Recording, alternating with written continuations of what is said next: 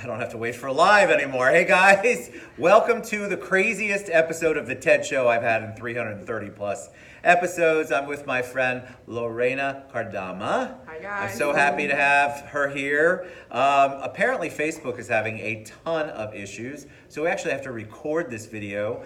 So it'll just be her and I talking, which is awesome, but there's no feedback, and so hopefully you can hear us and see us at the end of this video. We'll have to do it all over again.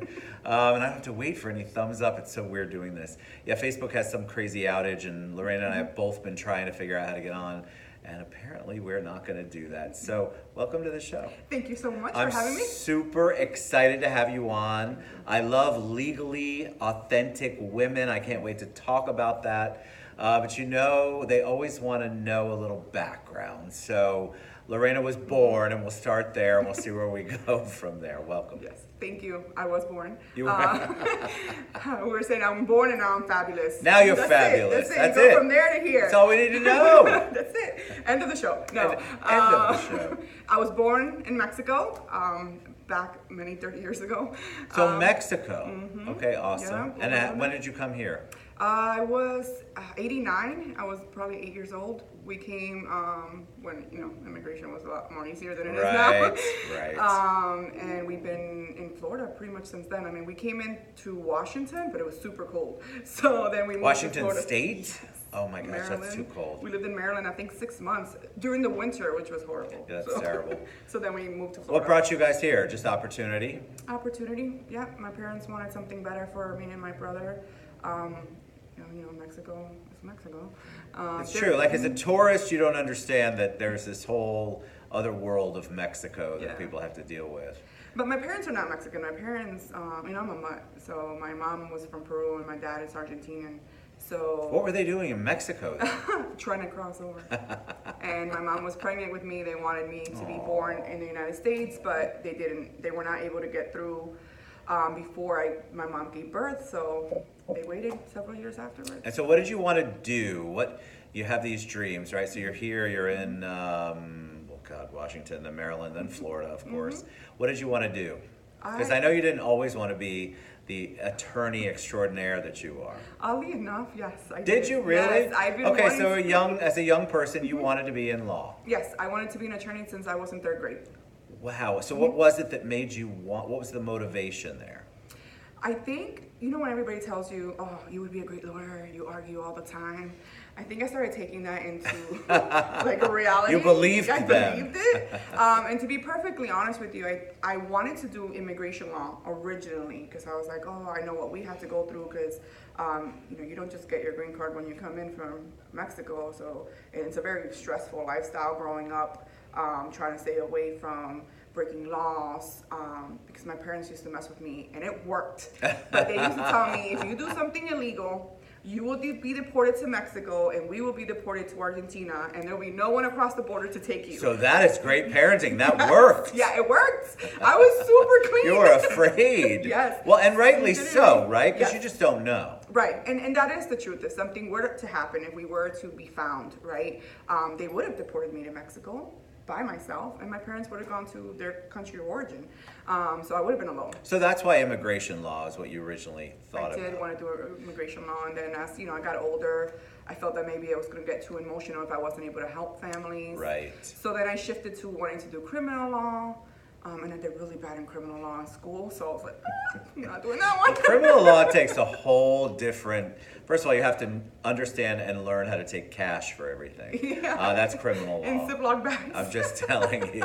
If you're a criminal lawyer, God bless you, because that's basically what it amounts to. It's all cash. Yes. But that's a different bird. That's a different animal. So what law do you practice now? Family law. I specifically focused solely on family law. And so what does family law involve? Divorce, custody, that kind of stuff? Yeah, divorce, paternity issues. So if you have a child out of wedlock and you want to establish your rights as a father. Wait, I thought you went on Maury to get that. Yeah, you get the DNA test. You still have to establish your rights. You're not the dad. And then child support issues as well. So is that really? So I'm always curious about that because I feel like family law doesn't get the respect that it should get, but you're really solving some big issues that impact everybody in the family on a daily basis. Yeah. And it's prevalent, right? Like you could probably be busy 24/7. Yes, divorce rates are super high. I think it's 50% right now for first-time marriages. It's 60% for second-time marriages. 70% for third-time. Do you counsel these people when they come in? Is it? I'm sure it's not necessarily your job, but when somebody comes in and says, "I want to get divorced," I mean, the first thing I'd be like, "Okay, so what are you looking for better? Like, what's happening?" Yeah, it's got to be a lot you take on. Well, I always say you're dealing in family law. You deal with good people at their worst. Right? Yes. In criminal law, I like that. That's good. You deal with really bad people at their best, right? Because they're super good behavior. They're just trying to stay out of jail. All of a sudden, they're like, "Oh, nobody wants I'm to be back at Sing Sing church." or 20. Yeah, nobody wants to be at 33rd Street. Exactly. So with family law, I do consider what they're going through. I talk to them. I do counsel them. I have turned clients away. I'm not your typical attorney that sees you as a dollar bill or thinks of you as a billable hour. To me, if I see you and I've been doing this for 10 years, so I gauge people's energy, if that makes sense. So when they come to me, I'm like, listen, I don't think you're ready. I think you may be just looking for advice, but you need to go to counseling and fix your marriage. I have sent people away and they've sent me letters thanking me, saying, you know what, I did fix my marriage. Thank you so much for not. I think that's such a great point, because I think what happens, first of all, we both know this firsthand. Yes. Nothing against Gil and Stacy, but marriage is a lot of work, Yes. people. So I think a lot of people just give up. There's not necessarily anything crazy bad going on, Right. but I watch people get married, and then if you've been together for 5-6 years, you get married and all of a sudden it's bad, what happened? Right. And why aren't you putting the effort in? But I think there's a lot of giving up. And I'm not talking about the abuse scenarios or anything like or that. the cheating scenarios. We're talking about the real stuff where you're like, okay, it's just I'm not feeling it right now. I heard somebody say that once to me. I'm like, what do you mean you're not feeling it right now? If you're not want to kill your spouse on a daily basis, lovingly so, Right. then you're probably not working hard enough at your relationship. It's true. I had a situation where someone came in and she's like, I really want this divorce. And I'm like, well, why? Oh, because he's on the motorcycle club. And I was like, have you talked to him about maybe not being in the club?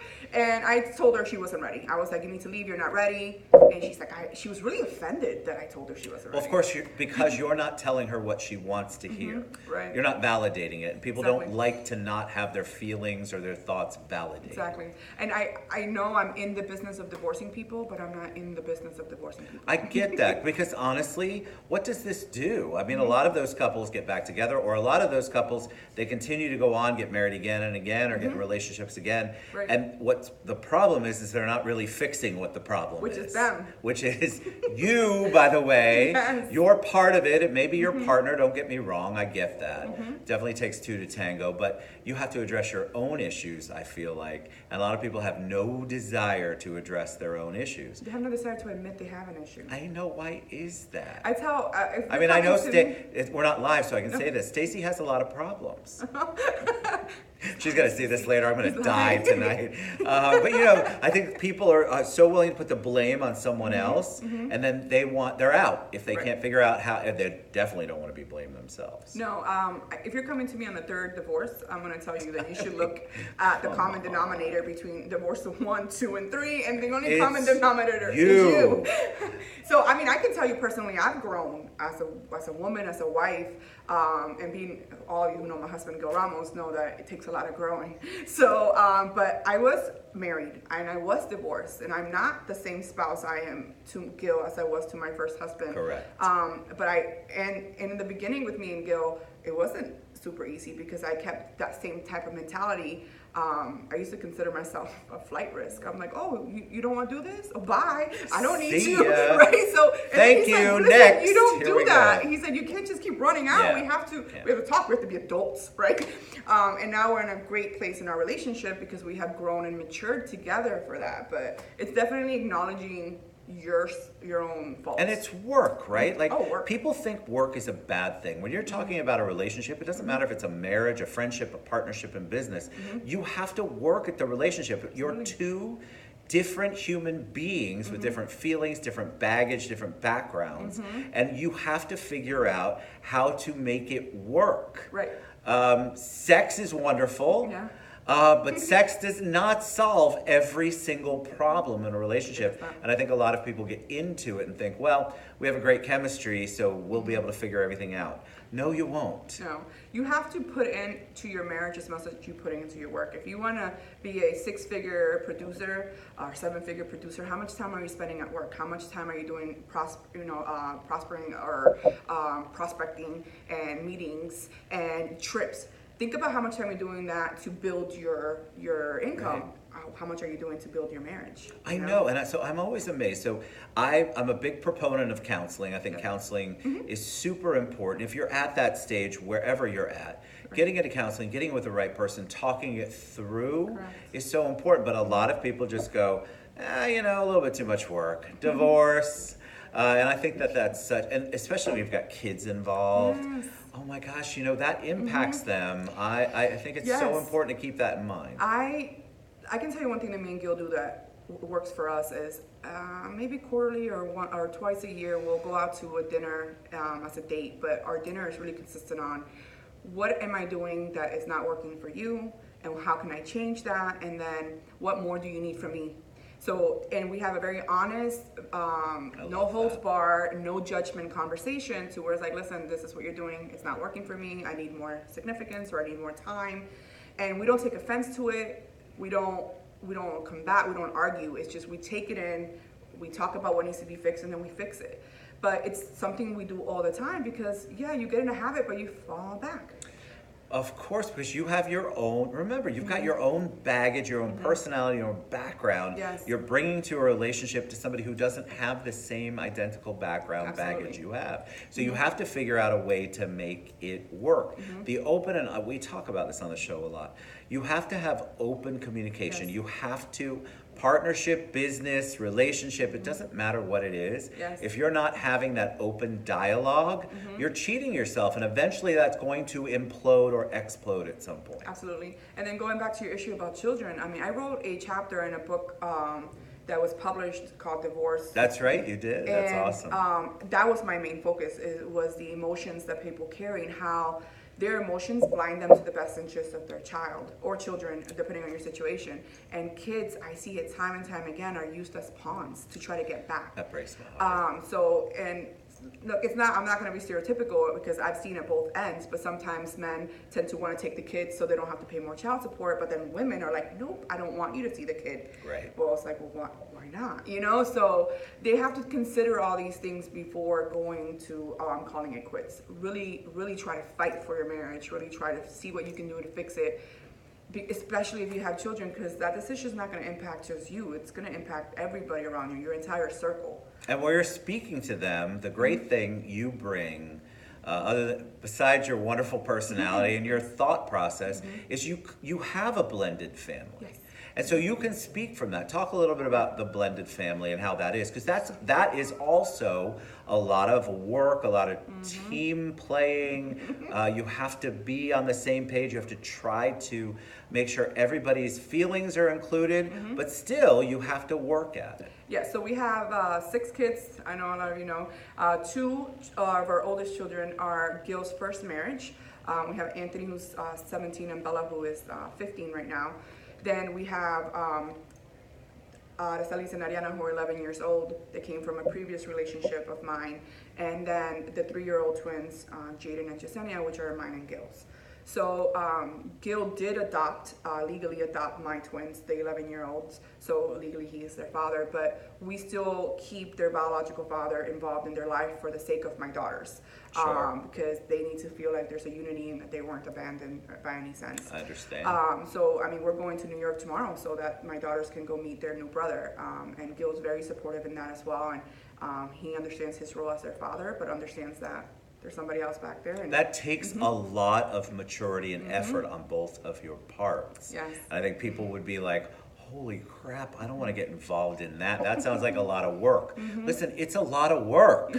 I'm sorry, relationships, no matter what, it's a lot. You have a business partner, you have partners, you have equity partners. It doesn't matter. You have a significant other. It's a lot of work. And I think people just don't want to put it in. So what you guys have done, not only for your own relationship, but for the kids, you've made this wonderful, open discussion relationship.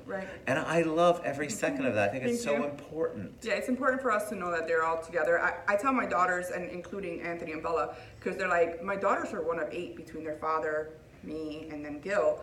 And I tell them, it's like, oh, that's my half sister, that's my stepsister. And I'm like, no. These are your sisters. There's no additional titles to it. You're no less of a sister because it's a half or a step or an adopted sister. So just understand that this is your family. You have a really large family, so love every single one of them equally. It's a blessing to have a large family, I think. I come from a whole bunch of Italian cousins. But not like my original family unit. There's just one brother. So I just feel like that big family is so important. My kids didn't grow up with it either because Stacy's family, they only had 2 cousins. My family, my immediate family, no cousins at all. So I grew up with this beautiful, loud, and crazy Italian family, and I loved every second of it. I miss that. I think that's so important. I did not come from a large family. Both my parents are single children. So I have no aunts or uncles or cousins. That's amazing. And then growing up, I had one brother who's older than me until we were older. My father remarried, and I now have a 16-year-old brother who, to me, honestly, that's my 7th child. He's more of a son to me, I think, than a brother. And I'm sure that dynamic will change as he gets older. Sure, but 16. But as I'm raising him, he's my 7th kid. I love him. I love it. So it was a big shock when I got with Gil, who is the oldest of 5 boys. Wow. Yeah, so he's the oldest of 5 that boys. That explains a lot. Yeah. So Gil his family. Ramos, I get that. Ramos. Yeah. So I give a big shout out to Nosa, who was able to raise all those 5 boys. God bless her. So it was a big culture shock for me to come in when I had just 2 kids and a smaller family, to this very loud Puerto Rican family, which I absolutely blended in perfectly with and love. So it was I guess it was a natural thing just to keep having kids. So how did we establish, because I definitely want to talk about this. You established a group, and you have the shirt on, I believe. Yes. Legally authentic women. All right, so of course law, right? So I love it. But legally authentic women. So